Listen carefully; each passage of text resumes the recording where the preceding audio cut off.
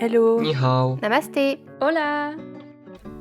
Salut à tous, bienvenue dans ce tout nouvel épisode de J'irai où tu iras, le podcast qui vous partage les histoires de voyageurs qui ont pour seul point commun avoir visité la même ville. Découvrez ou redécouvrez des villes du monde entier à travers le regard de personnes qui ont vécu plusieurs années ou seulement quelques jours. Chaque expérience de voyage est unique, ces voyageurs vous partagent une époque, un moment de vie ou simplement de bonnes adresses. Prenez votre billet, je suis Clara et je vous emmène en voyage. Pour cet épisode, nous partons à l'autre bout du globe, c'est notre premier voyage hors de l'Europe et pour l'occasion, je vous emmène au Mexique. Je vous propose de partir en road trip avec mes invités Maya et Judicaël. Notre premier stop sera Mexico City, ville où l'on peut vivre El Dia de los Muertos comme de vrais Mexicains. Nous partirons ensuite en 4x4 en direction de la jungle du Yucatan et du Quintana Roo. On associe souvent ces régions aux Marseillais et à l'île de la Tentation, mais croyez-moi, on y retrouve aussi des villages où la vie est douce comme l'eau des lagunes. Entre toutes ces étapes, nous ferons halte en Basse-Californie, qui semble être le paradis sur Terre selon mes invités. Bonne écoute!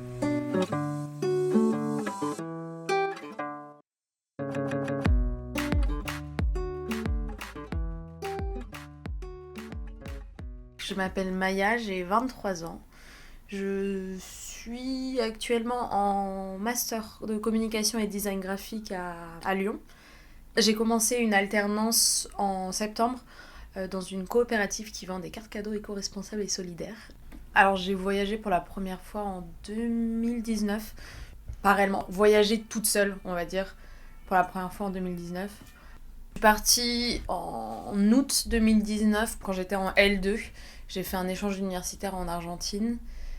J'ai habité là-bas pendant quasiment un an. Je suis restée là-bas assez longtemps. Il y a eu le Covid où j'ai été confinée 4 mois et je suis rentrée en France après pendant un an avant de repartir 15 mois. Les 15 mois, j'ai commencé avec le Mexique pendant 6 mois et j'ai fait Guatemala, Salvador, Honduras, Nicaragua, Costa Rica, Colombie et Équateur. Et j'ai quasiment tout fait en bus.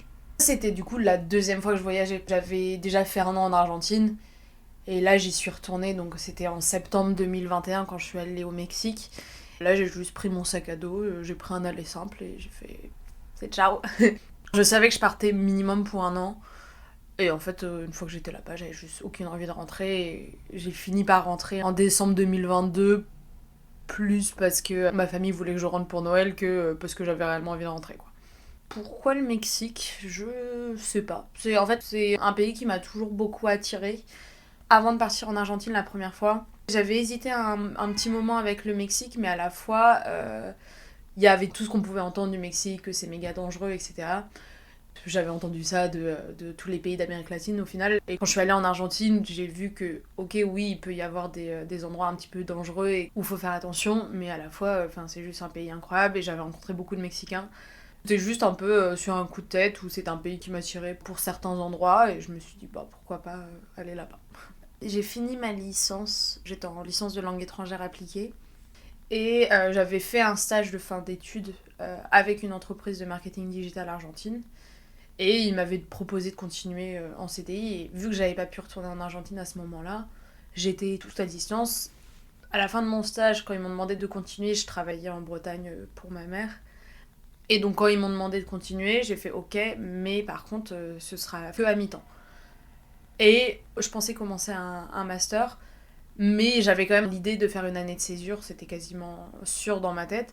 Mais avec le Covid, les frontières qui étaient plus ou moins ouvertes, fermées, ça me paraissait un peu compliqué, donc je me suis dit bon, on verra. Et quand j'ai demandé au master dans lequel j'étais inscrite si je pouvais faire une année de césure, ils m'ont dit c'est trop tard. Donc j'ai fait bon bah tant pis, je fais le master et on verra.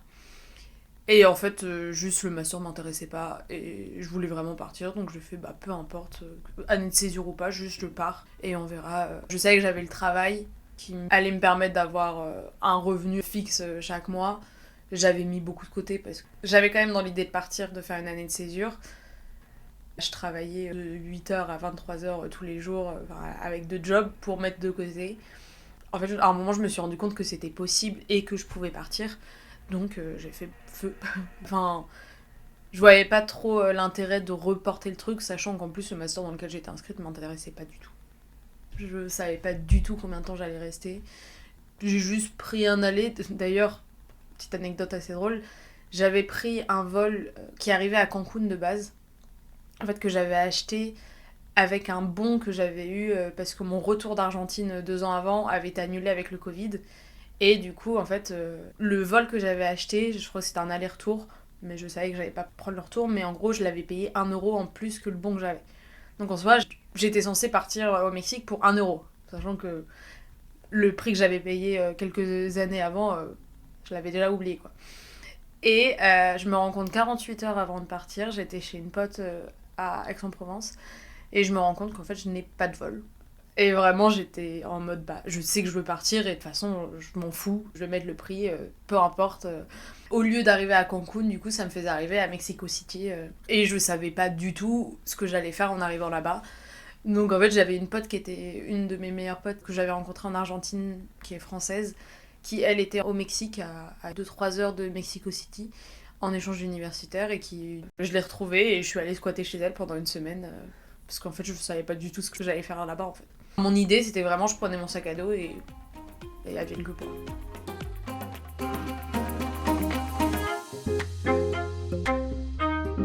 Alors le Mexique, j'y suis allé dans le cadre de ma scolarité. Dans le parcours des écoles de commerce, souvent on doit faire un échange international ou un stage international. Et du coup, j'ai eu l'occasion de faire une césure entre ma deuxième et troisième année, où j'ai pu partir justement 6 mois au Mexique. Mon école se trouvait à Mexico City, donc c'était l'ITAM. Je voulais partir dans une école assez loin, j'avais envie de partir dans un pays avec une culture différente, découvrir vraiment une autre manière de vivre. Et le Mexique était une bonne solution pour moi. L'ITAM aussi offrait un cadre plutôt agréable et en même temps une bonne éducation et du coup je me suis dit que c'était le bon choix pour moi.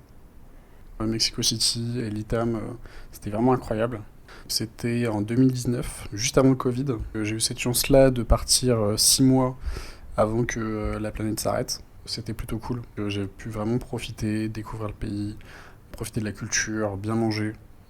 C'était super. Parce que c'était la fin de l'échange et que j'ai l'impression, bon sens du timing, je pense que c'était peut-être préférable de rentrer en France à ce moment-là. Donc non, c'était vraiment une question de timing. J'ai toujours un peu voyagé dans ma vie. Donc moi, à la base, je suis d'origine des Antilles, donc de la Martinique. Tout ce qui est voyage un peu loin, etc., ça fait un peu partie, on va dire, de mon quotidien. Pour aller voir ma famille, etc. Donc non, je suis pas parti en Amérique du Sud. Mais je considère la Martinique un peu dans niveau géographique en Amérique centrale. Donc il y a des similitudes. Et quand je suis allé au Mexique, j'ai vu beaucoup de similitudes avec les Antilles par rapport à la végétation, la manière de vivre des gens, etc. Donc j'ai trouvé pas mal de ressemblances. Et après, oui, j'ai toujours voyagé dans ma vie, que ce soit plutôt en Europe, dans les pays nordiques ou pays de l'Est, un peu partout. Je suis toujours un peu curieux de rencontrer du monde, bien manger. J'adore manger. Faire des nouveaux restaurants, découvrir la culture locale, visiter des lieux, faire des activités que je ne serais peut-être pas permis en France ou quoi que ce soit. Par exemple, au Mexique, je me suis permis de faire le saut en parachute. C'était assez incroyable comme expérience. Et après, j'ai tendance à plutôt faire pas mal de voyages, que ce soit des voyages solo. Non, le voyage pour moi, c'est une manière de m'aérer un peu l'esprit et de découvrir des nouvelles choses. Je pense comme tout le monde, j'avais un peu des petits a priori, comme quoi le Mexique c'était un peu un pays dangereux, totalement différent de la culture française, etc. Au final, il y a des choses qui sont révélées un peu vraies. C'est vrai que là-bas, il y a une violence beaucoup plus importante qu'en France. Mais en même temps, ils vivent différemment. C'est que les gens sont super agréables, ils sont super accueillants. J'avais pas forcément des facilités en espagnol ou quoi que ce soit, mais j'arrivais quand même à échanger avec des gens, à parler avec des gens, à rencontrer des nouvelles personnes. Et c'est un pays avec une culture magnifique, un cadre de vie magnifique, même s'il y a aussi énormément de problèmes, que ce soit les inégalités, où on voit que par exemple, il y a pas mal de différences entre les populations les plus riches et les populations les plus pauvres. Et j'ai surtout du coup vécu à Mexico City, où vraiment c'est une ville énorme, et on peut voir vraiment un peu tout, que ce soit des choses magnifiques comme des choses difficiles. Donc c'est un beau pays, le Mexique.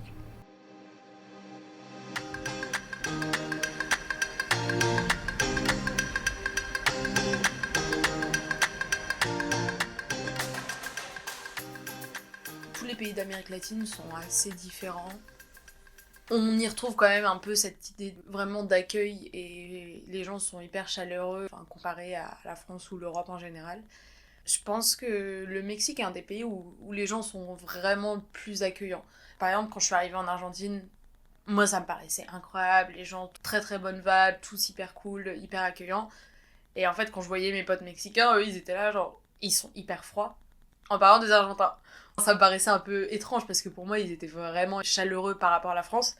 Et effectivement, quand je suis arrivée au Mexique, j'ai vu que les gens étaient encore plus chaleureux. Vraiment, je pense que de tous ces pays, je retiens les locaux parce qu'ils ont tous été hyper gentils, hyper accueillants. Il y a des cultures très différentes, que ce soit le Pérou, la Colombie, le Nicaragua ou le Mexique. Enfin, c'est des cultures très différentes, mais il y a quand même un peu des points de convergence entre certains pays où les gens sont chaleureux. Et au niveau du contact avec les locaux, ça dépendait un peu des endroits. Il y a des endroits où j'allais beaucoup moins être en contact, d'autres beaucoup plus. Au Mexique, j'ai pu rendre visite à des potes que j'avais rencontrés 2 ans plus tôt en Argentine. Et j'allais voir mes potes, mais aussi, par exemple, à un moment, j'étais à Puerto Escondido, qui est une ville sur la côte. Et là, en fait, je vivais dans une posada, des sortes d'auberges, mais en fait, vraiment gérées par des locaux. Il y avait vraiment quasiment que des Mexicains qui vivaient là-dedans. Nous, en fait, on a un peu trouvé le bon plan avec plusieurs potes et on avait loué une chambre. Enfin, on était 4 dans une chambre et la chambre coûtait 200 € le mois. Et c'était quand même un peu un esprit d'hôtel. Mais il y avait pas mal de personnes. Et le fait de aussi commencer à vivre là-bas pendant un mois, on rencontrait plein de Mexicains. Ça a été ça dans différents endroits. Et vu que je sais que je parle espagnol et que j'ai pas du tout de barrière de la langue, c'était assez facile d'aller vers les gens et de pouvoir parler avec les locaux. Mais il y a quand même le fait d'être dans des hostels, dans des auberges de jeunesse un peu partout, où là, en fait, c'est quasiment que des Européens qui vont être là. Il y a certains moments où ça me manquait un peu de ce contact avec les locaux, parce que j'étais dans les hostels, parce que je travaillais aussi. Je travaillais, il me fallait internet, donc je me mettais dans des endroits où je savais que je pouvais avoir internet. J'aurais voulu faire des volontariats, être un peu plus chez l'habitant, sans les envahir, mais c'est un peu plus compliqué parce que j'avais cette contrainte-là du travail. Je travaillais pour une agence de marketing digital argentine. Donc du coup, au niveau du fuseau horaire, c'était beaucoup mieux que quand je travaillais pour eux depuis la France. J'avais 3 heures de décalage, mais c'était 3 heures de moins au Mexique. Donc en fait, ça m'arrivait de commencer très tôt. Genre j'avais commencé à travailler à 7 heures. Comme ça, à 11h midi, j'avais terminé et je pouvais me balader, faire des activités. Niveau logistique, beaucoup plus simple que si ça avait été avec la France. Et je pense que je l'aurais pas fait si ça avait été avec la France. Mon travail avec l'Argentine, en fait, je cherchais un stage de base. Et j'avais un de mes potes que j'avais rencontré pendant mon premier semestre en Argentine. Et il était parti faire un stage à Buenos avec cette entreprise-là. Mais bref, ça c'était un an avant. Et début 2021, j'étais en train de chercher un stage. Et je parlais avec ce pote-là en disant t'as pas un contact dans le graphisme parce que je recherche un stage. Et il me fait si, juste envoie un mail à mon boss et il y a peut-être moyen que ça passe. J'ai littéralement envoyé un mail, j'ai eu un entretien de 20 minutes et j'étais prise. Je pense que c'est le stage trouvé en le moins de temps possible, genre j'ai eu beaucoup de chance. Et du coup j'ai travaillé en tant que graphiste pour eux pendant quasiment 2 ans. Je pensais aller en Argentine de base, mais c'était en avril 2021 où les frontières étaient toujours fermées. J'ai juste pas pu y retourner, j'ai décidé de faire ça à distance. Qui a fait que derrière, ils ont voulu me garder pendant un petit moment et j'ai pu travailler comme ça pendant quasiment 2 ans. Du coup, c'était hyper drôle d'avoir mon pote en tant que collègue. Après, lui aussi était à distance depuis Madrid, je crois. Mais en vrai, non, c'était plutôt pratique. C'était pas toujours facile, parce que j'avais pas toujours internet partout. Mais après, c'était quand même assez chill comme travail, donc... Et je savais que j'avais mes missions. Je faisais mes heures plus ou moins comme je voulais. Du moment que j'étais un peu dans la plage horaire que eux faisaient. Il y avait même des jours où j'allais faire 8 heures d'un coup, j'allais faire une journée complète. Et en fait, le lendemain, je travaillais pas, je préparais juste mes mails à envoyer. Et comme ça, j'allais me balader. Vraiment, il y a des photos et des vidéos de moi avec mon ordi dans toutes les situations possibles. Dans les bus, dans la rue, dans les cafés, partout. Partout. J'étais partout avec mon ordi, toujours dans la main, à essayer d'envoyer mes trucs. Mais en vrai, ça me permettait de voyager et c'était cool. vu que je savais que je partais pour longtemps et que je sais que j'allais voir plein de trucs, mais je partais pas en mode faut que je fasse tout en 3 secondes, je sais que je voulais prendre mon temps. Ça me permettait d'avoir un peu une routine, une régularité, et de me dire si je fais pas quelque chose aujourd'hui, c'est pas grave. Même si ça, c'est un peu compliqué parce que je voulais toujours faire plein de trucs, voir partout. Sauf que, au bout d'un moment, on se rend vraiment compte que c'est impossible de tout faire et qu'il faut sélectionner. Et c'est en fait ça, quand tu voyages longtemps, t'es pas dans le même truc que quand tu pars 2 semaines en vacances où là, c'est du non-stop et tu t'arrêtes pas. Là, c'est vraiment assez différent et c'est du coup un rythme de vie qu'il faut trouver, mais qui est vraiment sympa.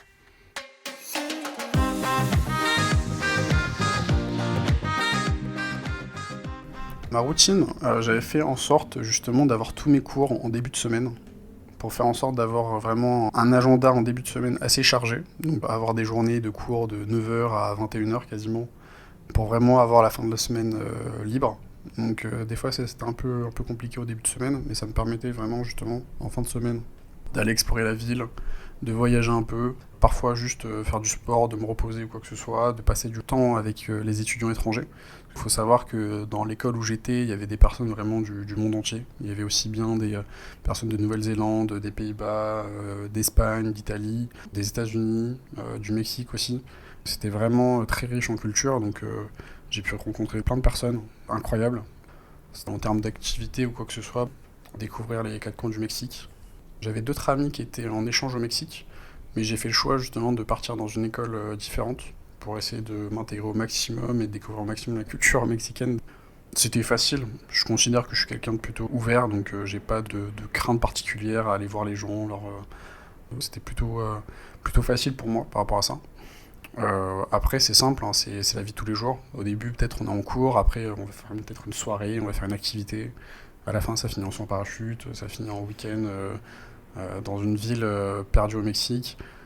Par rapport au logement, c'était plutôt facile parce qu'en fait, l'ITAM, qui est une grosse école au Mexique, pour faire un peu simple, c'est un peu l'équivalent, je vais dire, de l'ENA qu'on peut avoir en France, où ça va former les futurs Mexicains pour la haute administration. C'est normal d'avoir un gars dans notre classe qui nous dit que son projet professionnel, c'est d'être président du Mexique. En France, ça serait un peu différent, on rigolerait un peu, mais là-bas, c'est sérieux. Mexico City, c'est une ville énorme. Je crois que ça doit faire 5 fois Paris à peu près. Je me suis fait avoir plusieurs fois par la distance. Des fois, j'avais l'impression de faire 1 ou 2 kilomètres, mais au final, c'était 10 kilomètres. Il y a plein de quartiers différents. Il y a des quartiers comme Polanco, qui est très connu pour tout ce qui est expat ou personnes qui souhaitent immigrer au Mexique, parce que c'est un quartier assez riche, on va dire. On trouve pas mal de choses. Il y a des quartiers un peu les équivalents du Marais ou de Montmartre à Paris, comme Condessa ou Roma Norte. On retrouve un peu cette ambiance-là. Moi, j'étais à San Ángel. C'est un quartier sud où, pareil, c'était plutôt assez résidentiel, assez calme et plutôt agréable. Le quartier, on va dire, qui m'a marqué, qui m'a plutôt plu, c'est le quartier historique. Tout simplement, au cœur de Mexico City, on peut trouver pas mal de sites archéologiques. C'est ça qui est un peu particulier dans la ville.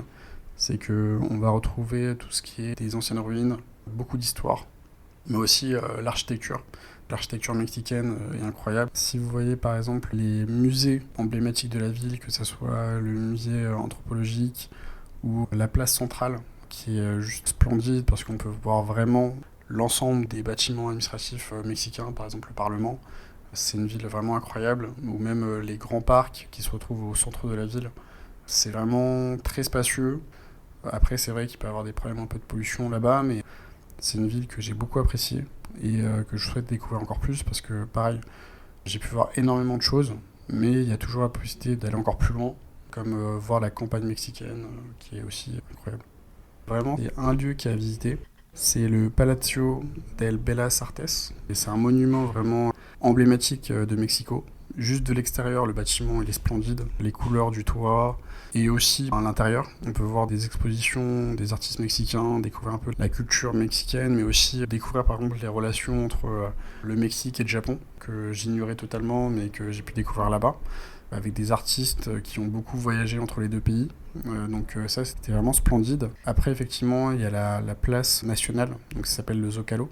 Donc ça, c'est la place emblématique de Mexico, où justement, ici, va se rassembler par exemple, pendant la fête nationale tous les gros événements, mais aussi les discours des présidents, etc.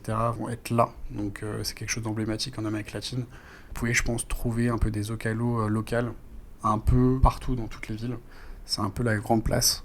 C'est aussi une place magnifique. Ou sinon, il y avait aussi la Plaza Garibaldi, où justement on pouvait voir des mariachis en train de répéter toute la journée. Si vous voulez écouter de la bonne musique, vous allez là-bas, et vous posez sur une terrasse et vous pouvez écouter de la musique toute la journée, donc c'est vraiment incroyable. Également, vous avez pas mal de petits monuments, que ça soit le Monumento à la Révolution. C'est des monuments qui ont été créés parce qu'il y a quand même une certaine présence, un peu tout ce qui est religion, etc. Donc c'est vraiment des gros monuments emblématiques de Mexico qui sont beaux. Et on voit que vraiment il y a un souhait de développer la ville d'un point de vue touristique, etc. Faut pas avoir peur de se balader un peu, de découvrir les petits quartiers, de se balader dans les petites ruelles. C'est des zones qui sont très vivantes. En vrai, Mexico City, on dit que c'est une ville plutôt dangereuse, mais par rapport aux violences, je pense que par rapport aux années peut-être 90, ça a beaucoup évolué. Tout ce qui est politique locale, etc., ça a beaucoup changé. Je suis pas un expert de la politique mexicaine, mais en tout cas, ça se voit que tout ce qui est éducation, il y a beaucoup plus d'intérêt sur le sujet, etc. Et même par rapport au maire de la ville de Mexico qui essaye de faire beaucoup plus de choses pour la jeunesse et pour le peuple mexicain et aussi au niveau de la pollution. Donc je souhaite justement qu'il y ait des progrès qui soient faits sur tous ces sujets. Je dirais que le danger se concentre vraiment dans un quartier en particulier, Tepito. Tepito, c'est un quartier qui est réputé pour être plutôt dangereux. On peut trouver tout ce qu'on veut en soi. Après, je sais pas si on cherche ce genre de choses. C'est un quartier plutôt à éviter, mais après, le reste de Mexico reste vraiment très agréable à vivre. Les bâtiments, l'architecture, les parcs sont vraiment magnifiques. Bon, l'anecdote par rapport à Mexico City, le truc qui m'avait un peu troublé, et là on voit où des fois il peut y avoir peut-être des problèmes dans la ville, c'est quand j'étais dans le quartier historique de Mexico City et que je me promenais dans une des rues principales, un peu l'équivalent des Champs-Élysées, et que je passe à côté d'un policier et qui puait la bœuf, mais vraiment beaucoup. C'est là que je me suis dit, ah oui, je suis pas n'importe où. Et c'est là où je me suis dit, il y a peut-être des problèmes avec la police locale. Pour mon anniversaire en Basse-Californie, c'était pas loin de mon Airbnb. Tout simplement, je rentrais, etc. Il était peut-être 22h, 22h30, quelque chose comme ça, il faisait bien noir. Et là, il y a un lampadaire et je regarde au sol et en fait, il y avait une mare de sang. Ce qui m'a troublé un peu dans cette histoire, c'est que c'était juste une mare de sang, mais pas assez pour être juste une petite blessure, je me suis cassé le nez ou je me suis coupé le doigt. C'était une vraie mare de sang. Et sur le moment, c'est vrai que ça m'a fait stresser quand même. Et je suis vite rentré. À Mexico, la violence, on va dire, on sent qu'il y a quelque chose qu'il faut faire attention, mais après, j'ai envie de dire que c'est un peu comme partout. C'est une question de bon comportement, dans le sens où quand on va circuler à Paris, on sait qu'il y a des endroits qui sont un peu plus compliqués que d'autres, etc. C'est s'adapter un peu au climat ambiant. On voit que des fois, voilà, il est 23h, c'est peut-être pas forcément très malin de rentrer à pied dans une rue sombre et obscure. Au Mexico, c'est pareil. C'est que si on voit que le quartier n'est pas forcément le plus adapté pour une balade nocturne, peut-être faire attention. Les Uber, ça coûtait peut-être 2€ pour faire à peu près 60 km. Plutôt raisonnable. On va pas comparer au prix à Paris. La violence, le danger, c'est vrai que des fois on peut le retrouver un peu ailleurs dans Mexico City, voir par exemple des personnes qui sont allongées par terre, on ne sait pas forcément ce qu'ils faisaient, ou voir tout simplement la police intervenir, entendre des bruits, ce genre de choses fait qu'on sent qu'il se passe des choses, mais pour autant, j'ai pas senti forcément un stress ambiant quand j'étais là-bas. Après, pareil, je pense que c'est particulier parce que aussi, c'est bête, mais je suis aussi un homme, donc pour moi, je suis pas forcément la cible première pour ce type d'attaque ou quoi que ce soit. Je sais que des fois, j'ai pu avoir peut-être des comportements un peu limites, dans le sens où je me permettais de dormir dans les Uber ou ce genre de choses, que je recommande pas forcément à tout le monde. Et non, le Mexique, il y a des dangers, mais si on fait attention, ça devrait aller. Je suis vite rentré. Quand j'essaie de partir avec le moins d'a priori possible. Après, on a toujours ces petites idées, comme quoi le Mexique était dangereux, comme je disais. Je suis confiant sur l'idée que c'est juste une question de bon comportement. Faire attention à comment on agit, ne pas faire peut-être le gars un peu bling-bling avec plein de bijoux, plein de téléphones, etc. Respecter aussi la culture locale et avoir des comportements aussi vigilants. Je pense que ça évite de rencontrer pas mal de problèmes. Je suis parti au Mexique avec comme des petits a priori sur la violence, mais pour autant j'étais pas forcément plus inquiet que ça. Je pense que ça m'a un peu rassuré sur la réalité dans le sens où oui il y a de la violence, mais pour autant c'est pas une généralité au Mexique. C'est on va dire dans des coins un peu isolés, c'est pas forcément ce qui devrait, en tout cas, définir la culture mexicaine. Je me suis à vraiment aucun moment sentie mal à l'aise là-bas ou sentie en danger. Alors que je me souviens, une fois, on était allé voir la lucha libre. C'est un peu le catch, qui est un peu un gros truc là-bas. On est allé avec une pote. Non, si, on est allé une fois au cinéma, qui était quand même assez loin. Je crois qu'on était à 35 minutes, 40 minutes de marche de notre hostel. Juste, on parlait, on a commencé à marcher, on a fait tout le retour à pied. Il était 23h. Et enfin, ça allait en fait. Il y a eu plein de fois où je suis rentrée à pied. Par exemple, le métro à Mexico City, il y a des wagons femmes, uniquement pour les femmes. Après, c'est sûr qu'il peut y avoir de la violence, etc. Il y a des quartiers où on m'a dit surtout n'y va jamais. Et en fait, c'est ça, c'est qu'il faut écouter les locaux et c'est beaucoup de bon sens. Rentrer tard le soir, il y a des moments où je l'ai fait, mais c'était pas non plus le plus safe de le faire dans l'idée. Après, dans les faits, il m'est absolument rien arrivé. Enfin, ça allait et je me suis pas sentie en danger, absolument pas. Je sais que je crois que c'était un peu plus au nord où il y avait des quartiers qui craignaient un petit peu. Et bien sûr, il y a toujours des histoires, mais honnêtement, j'ai rien vu et je connais personne à qui il est arrivé une merde à Mexico. En Basse-Californie, j'y suis allée, j'y ai passé 3 semaines, un mois, je crois, là-bas. On avait fait un road trip avec une pote. On avait littéralement un pot de yaourt en tant que voiture. Ça coûte un peu cher là-bas parce que t'es très proche de la Californie. Et c'est une région qui est incroyablement belle. J'ai jamais vu un truc aussi magnifique quasiment.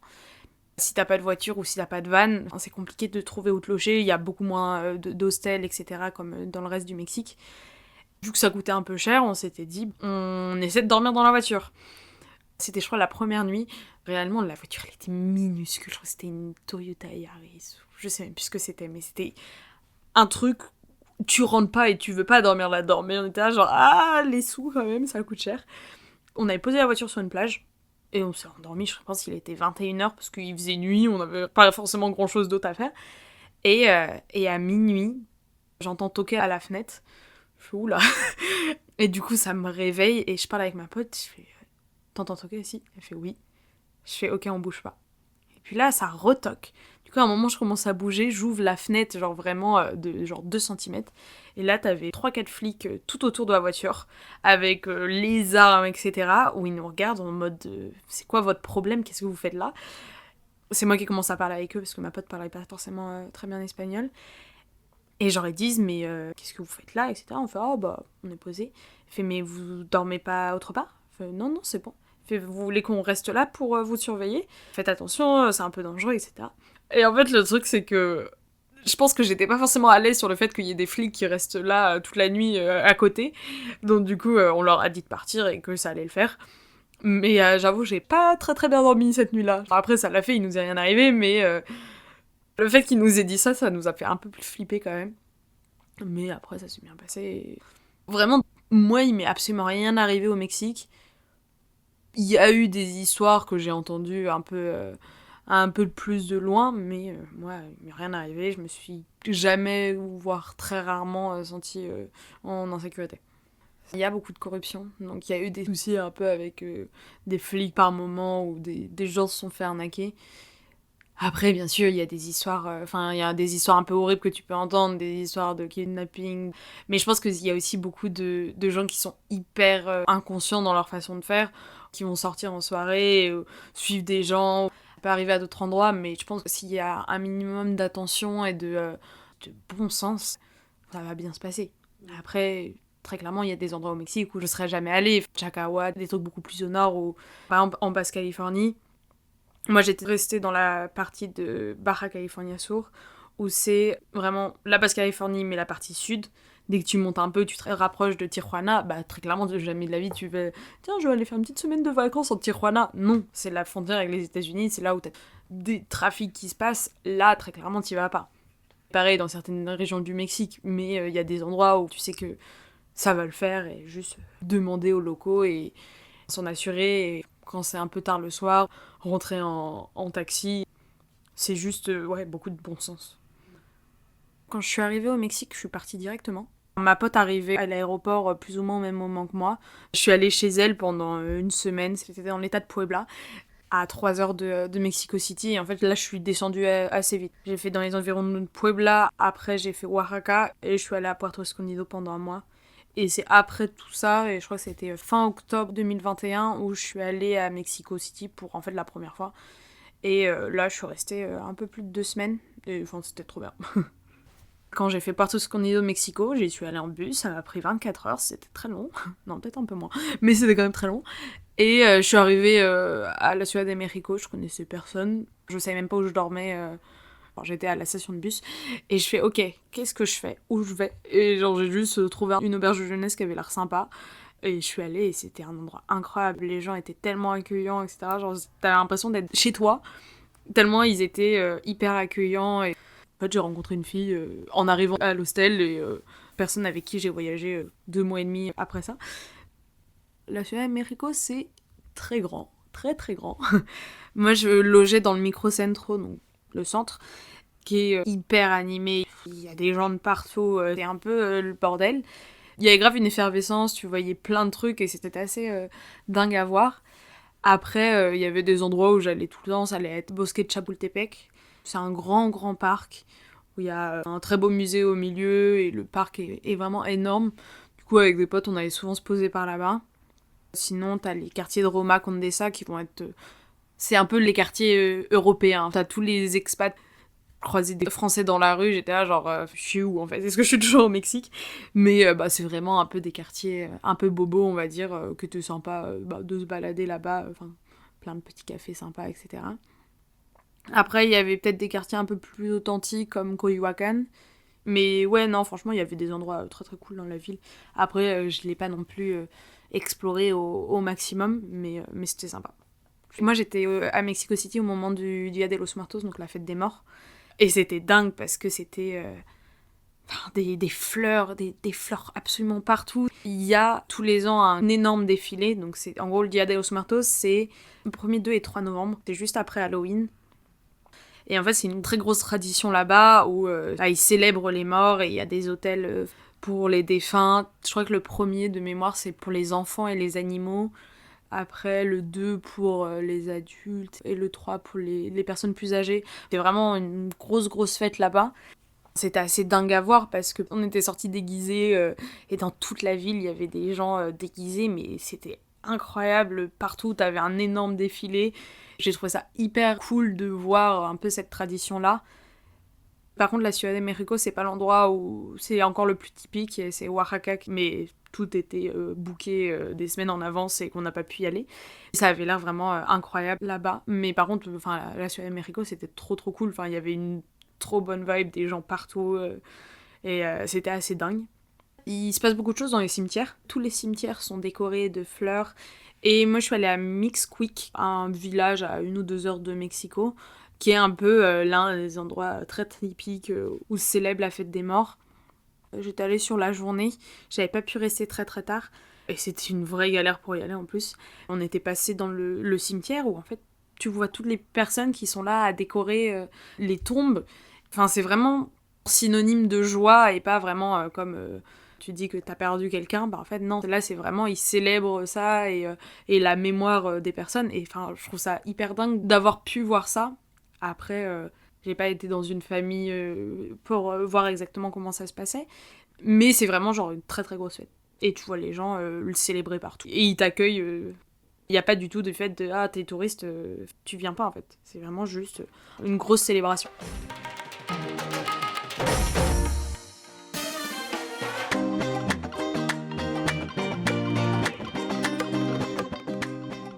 Le Yucatan, c'est le plus accessible depuis la France, mais c'est aussi une région très riche en activités, et aussi pour découvrir la culture mexicaine. En fait, on avait aussi l'autorisation informelle de sécher, donc c'est ce que j'ai fait. Donc l'idée, c'était vraiment de profiter un peu du Yucatan, parce que c'est une région énorme. Je sais pas si les gens sont conscients, mais le Mexique, c'est un pays énorme, et le Yucatan en lui-même est une région du Mexique extrêmement grande, donc il y a pas mal de choses à faire là-bas. Comme je dis plus tôt, j'avais des amis qui étaient dans une autre école au Mexique, donc on s'est dit qu'on allait se donner rendez-vous dans le Yucatan pour visiter un peu, profiter un peu de certaines villes. Le Yucatan, c'est vraiment une zone magnifique. Après, les trucs qui sont un peu dommages avec le Yucatan, c'est que ça a été un peu aspiré par la culture américaine. Tout ce qui est Playa del Carmen ou Cancun, faut pas aller là-bas pour se dire je vais découvrir la culture mexicaine. C'est vraiment, on va dire, une extension du territoire américain, limite. Vous pouvez payer avec des dollars. C'est pas le Mexique, en tout cas, que personnellement j'apprécie. Mais après, si jamais vous voulez faire la fête, etc., allez à Cancun. Parce que Bacalar, ça faisait vraiment un petit village où on pouvait vraiment profiter de la culture locale. En plus, j'y étais pendant la fête de l'indépendance mexicaine. Donc, du coup, c'était vraiment une petite ville, un petit village très festif. Et donc, du coup, on pouvait faire la fête avec les gens, profiter de l'événement de la journée. On a vraiment passé un moment incroyable à Bacalar. Les Mexicains, en général, c'est un peuple très vivant, que ce soit pour la fête des morts, l'indépendance, les différents événements nationaux ou quoi que ce soit.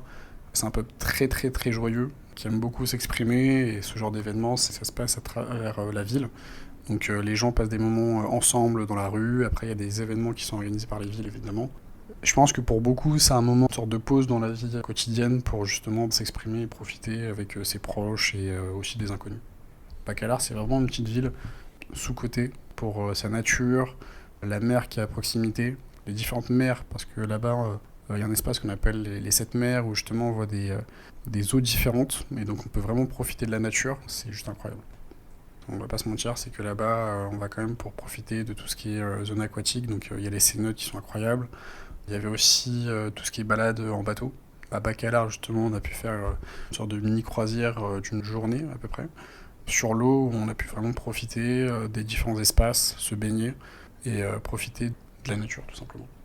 Playa del Carmen, c'était faire un petit tour là-bas, mais après on n'était pas forcément plus que ça satisfait, donc on a préféré la Cozumel, qui est une petite île juste à côté, qui est un peu plus sympa. Toute cette zone-là, un peu, qui est vraiment à l'extrémité du Yucatan, est très américanisée. C'est pas forcément le plus agréable, mais j'ai préféré justement aller dans des zones comme Tulum ou Bacalar, qui sont des zones beaucoup plus marquées par la culture mexicaine. Voilà.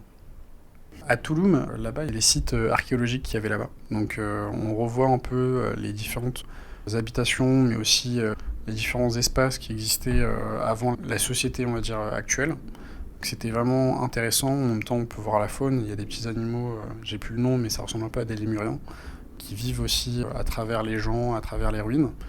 Mais en même temps, c'était magnifique et assez paisible comme paysage. C'était plutôt agréable et je pense que c'est un lieu un peu incontournable de Tulum. Dans le Yucatan, ce que j'ai fait comme activité, j'ai fait de la plongée. J'ai pu faire de la plongée dans les cénotes, donc ça c'était vraiment cool. C'est pas forcément un cours en fait, c'est que juste j'ai un niveau 1 de plongée. Et en fait, on a possibilité de plonger jusqu'à 18 mètres. Mais l'idée après c'est de plonger accompagné quand même, parce que du coup il y a quand même une certaine norme de sécurité à respecter. Et j'ai pas encore le niveau suffisant pour me guider seul dans l'eau, pour des raisons de sécurité et que j'aime vivre tout simplement. Dans les sessions que je prends, 3 quarts du temps, oui, je suis accompagné avec un, ou des fois ça peut être en groupe. J'ai eu l'occasion d'en faire justement à Tulum. Après, l'idéal, c'était que d'en faire aussi en Basse-Californie, parce que du coup, en Basse-Californie, c'est reconnu pour ses espaces pour la plongée. Mais malheureusement, quand je voulais en faire, j'ai vécu une tempête là-bas. Et donc, c'était impossible pour moi de plonger là-bas. Et c'était un peu la grosse déception. Et c'est pour ça que du coup, je vais y retourner pour pouvoir plonger là-bas et découvrir un peu plus de choses sur la culture mexicaine.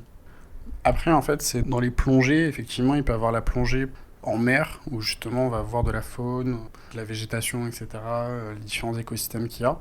Mais après, dans les cénotes, c'est une expérience un peu différente, parce que du coup, là, c'est de l'eau douce. Et aussi, c'est voir un peu comment la pierre s'est construite, aussi tout simplement les différentes structures qu'a construit un peu le temps dans ces cénotes-là. Et c'est aussi de découvrir les cénotes un peu différemment, parce que souvent, les gens vont dans les cénotes, restent en surface, ne voient pas forcément tout ce qu'il y a en dessous. Et c'est un petit monde à part. Et c'est ça que j'aime bien dans la plongée, c'est que quand j'essaie de faire de la plongée quand je pars à l'étranger, c'est avoir cette impression de voyager une seconde fois, découvrir un nouveau monde. Et c'est ça qui est incroyable avec la plongée. Une petite anecdote que j'ai vécue justement à Tulum, c'est quand je suis parti faire de la plongée dans les cénotes. Je sais pas pour quelle raison ou quoi que ce soit, je rentrais en jeep avec le coach de plongée. Et puis dans la voiture juste à côté, il y avait Berlin de la Casa de Papel. Il a commencé, je le regardais, j'ai bugué, sans trop me rappeler qui c'était sur le moment. Et il m'a vu et il a commencé à chanter la chanson iconique de Casa de Papel. Et sur le moment, j'ai bugué et c'était assez marrant parce que du coup, c'était là où c'était un peu célèbre en Europe et un peu partout dans le monde. Donc c'est une belle anecdote sur le moment. J'ai eu l'occasion, quand je partais au Mexique, de faire plusieurs villes aux alentours déjà dans un premier temps. Donc il y avait Puebla, Il y avait aussi San Luis de Potosí, Toluca, il y avait aussi Acapulco, qui était plutôt sympa. Après, il y avait la Basse-Californie, le Yucatan. J'avais pas forcément le temps et après les moyens, parce que c'est vrai que faire des voyages toutes les semaines, ça a un petit coût quand même. Je suis quand même content de tous les voyages que j'ai faits. Les zones en tout cas que j'ai adorées et que je recommande fortement, c'est la Basse-Californie mexicaine. Ça, c'est sûr que je retourne au Mexique. Le Mexique, que ce soit le Yucatan ou même d'autres régions du Mexique. Le Mexique est vraiment extrêmement grand. J'ai adoré ce pays. Donc je pense que je vais y retourner. L'idée, évidemment, ça serait peut-être d'explorer un peu plus le Yucatan, voir d'autres villes que j'ai pas forcément fait. Ou même la Basse-Californie par rapport à la plongée. Mais même retourner à Mexico City pour manger des tacos. Ça, c'est vraiment un des gros objectifs parce que j'ai pas encore retrouvé toutes ces saveurs à Paris. Retourner peut-être en Basse-Californie dans un premier temps et Mexico City.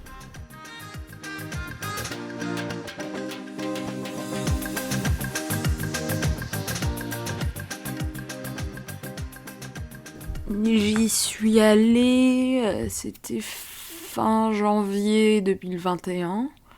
Je suis arrivée peut-être une semaine ou 10 jours avant qu'elle arrive dans cette région-là. Donc j'y allais parce que ma mère venait au Mexique et ma famille venait. Donc du coup, dans le Yucatan, Quintana Roo, je pense au total, j'ai dû quand même y passer 2-3 semaines, mais c'était assez rapide. J'étais allée à Tulum avec une pote, j'ai détesté. C'était vraiment pas un endroit dingue. Après, j'avais fait Cozumel une semaine, c'était une petite île et tout, c'était super sympa. Ma mère est arrivée, on a fait quelques villes, mais on n'est pas resté très très longtemps par là-bas. Pour moi, Tulum, Cancun, ces villes-là, c'est l'américanisation au maximum, c'est du tourisme de masse. Il n'y a plus aucune culture là-bas en fait. Enfin, c'est pas le Mexique pour moi. C'est vraiment juste que des resorts. Il y a un contraste énorme entre dans la ville elle-même où c'est en fait des sortes de villas, resorts où les gens vont venir en vacances en mode all inclusive et juste rester là. Et en fait à côté où tu vois la pauvreté, tout est très sale, il y a des déchets partout. C'est pas du tout le Mexique en fait, c'est vraiment juste on séjourne et moi j'ai vraiment pas apprécié parce que justement il y avait un trop gros contraste. Après bien sûr les plages sont belles etc mais encore certaines elles sont tellement blindées que je trouve pas ça incroyable et il y a des endroits très très beaux dans le Quintana Roo en général ou Yucatan mais ces villes là sont juste pas agréables et c'est pas le type de voyage que j'aime et je trouve c'est pas très sympa. Cozumel c'est beaucoup moins touristique, c'est une île mais qui est assez grande où en fait pour se déplacer ça allait être plus se déplacer en moto ou à vélo et là c'était un peu plus compliqué mais en fait il n'y avait pas du tout toute cette masse de touristes, du coup c'était beaucoup plus chill, les plages étaient jolies et c'était sympa, enfin moi j'étais juste là, je travaillais, j'avais rencontré des gens cool, enfin j'ai vraiment bien kiffé là-bas parce que c'était juste pas trop de prise de tête et pas en fait tout à outrance comme ça peut être à Tulum ou Cancun quoi. Enfin quand ma mère est arrivée à Cancun on allait à Holbox qui est une petite île qui était sympa, mais on était au moment des pluies et tout était inondé et beaucoup de sargasses partout. Les sargasses, c'est les algues. C'était quand même très très joli, mais c'est pas du tout ce qu'on voit sur Instagram, les photos, etc. On a fait Valladolid, Bacalar et après on est parti directement pour le Chiapas. J'avais eu des retours de potes, de connaissances qui étaient allés dans cette région, dans la péninsule et qui avaient dit que c'était vraiment pas ouf. Et en plus, moi, vu que j'avais déjà fait 4 mois au Mexique, je savais que c'était clairement pas ce que j'avais envie de montrer à ma famille parce que il y a tellement mieux et dans le Chiapas c'est incroyable, c'est magnifique, c'est très vert, il y a de la nature incroyable, et les petits villages aussi et les gens, malgré le fait que ce soit un des états les plus pauvres du Mexique et pour les locaux c'est très compliqué, soucis d'eau etc, mais c'était beaucoup plus authentique que ce que peut l'être la péninsule du Yucatan. Dans le Chiapas, il y a aussi beaucoup de ruines. Donc, par exemple, on peut en voir à Tulum, on peut en voir à Valladolid, le Chichén Itzá, où en fait, il y a tellement de touristes que tu l'apprécies beaucoup moins. Alors que dans le Chiapas, il y avait des touristes aussi, mais c'était moins blindé. Et par exemple, des ruines à Palenque qui étaient trop beaux. On était allés à des endroits, mais vraiment où on était les seules personnes là-bas. Beaucoup de nature, beaucoup d'endroits vraiment super sympas. Après, il y a beaucoup de problèmes aussi sur les routes, de problèmes corruption, de problèmes d'eau à cause de multinationales qui viennent piller toutes les ressources des locaux. C'est vraiment beaucoup plus sympa dans le sens où tu respires un peu plus et tu peux en apprendre un peu plus sur la culture mexicaine plutôt que d'aller dans des endroits où tu vas avoir que des touristes des États-Unis et qui vont être dans leur resort. J'ai fait quelques cénotes. J'avoue, j'aurais peut-être aimé en faire plus, mais en fait, c'est que genre, je suis allée dans certaines où c'était super touristique. Il y avait plein de monde. On est allé une à Tulum avec des potes où tu payais super cher. C'était un mini trou, un peu surfait. Parce qu'à ce moment-là, on n'avait pas la voiture, c'était un peu moins facile d'y accéder. On aurait pu, je pense que toute seule, je l'aurais fait. Avec ma famille, c'était un peu plus compliqué. Mais du coup, oui, j'en ai fait un peu. C'était très joli, il y en a et c'était très sympa. Mais j'en ai pas fait tant que ça. J'ai dû en faire 2-3. Une pas loin de Valladolid et une ou deux du côté de Tulum. On a fait des endroits que je savais qu'allaient être plus sympas, genre Bacalar ou Valladolid. Ils aiment beaucoup toute l'histoire maya. Enfin, eux ont bien aimé. Après, on a eu vraiment peu de chance sur le temps. Vu que je les ai fait aller dans les endroits où je savais que ça allait être sympa, ils ont pas trop eu ce ressenti-là. Mais je sais qu'ils ont préféré le Chiapas quand même. Dans les endroits où je m'attendais pas trop à aller là-bas, c'était peut-être plus au-dessus de Mexico City, où c'est vraiment plein de pueblos mágicos. Les pueblos mágicos, c'est des petits villages qui sont magnifiques. Et il y en a plein partout au Mexique. Comme, je sais pas, Taxco de Alarcón, il y avait Guanajuato qui était magnifique. C'est plein de petits endroits comme ça. La Baja Californie, pour les paysages, c'était incroyable. Après, aussi très américanisé par sa proximité des États-Unis. Je dirais que c'est plein de petits endroits. Oaxaca, c'est un état incroyable. Chiapas aussi. En fait, c'est juste, j'adore le Mexique, donc je pense que je pourrais tout dire. Et en soi, j'y ai passé 6 mois. Je pense que j'ai vu ce que j'avais à voir, même si j'adore le Mexique. Je pense pas que j'y retournerai de sitôt. L'Amérique latine, que ce soit le Mexique ou les pays aux alentours, le Guatemala, etc., c'est des pays incroyables où les gens sont géniaux, mais qu'il faut faire attention et je pense de pas venir piétiner un peu tout. Et voyager là-bas, oui, mais dans le respect des gens, c'est quand même le plus important, je pense.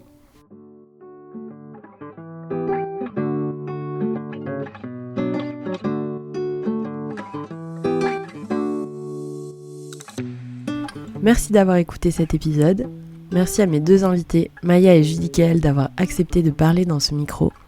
Si cet épisode vous a plu, vous pouvez vous abonner au podcast sur votre plateforme d'écoute préférée et sur Instagram. Pour faire grandir le podcast de plus en plus, n'hésitez pas à partager cet épisode à votre ami qui part au Mexique très bientôt. À la prochaine!